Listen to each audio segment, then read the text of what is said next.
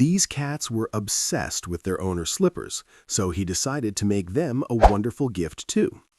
First, he made a tunnel and placed a brush at the end to collect the cat's shed fur. When some cats passed through the tunnel, he was able to collect a good amount of fur, but he felt he still needed more. Then his eyes fell on a vacuum cleaner that automatically cleans cat fur in the house, and from there he also got a large amount of fur. After collecting all the shed fur, he completed his secret surprises. Finally, he glued a cute little face on it, and now the cats also had slippers that were identical to their owners, an exact replica.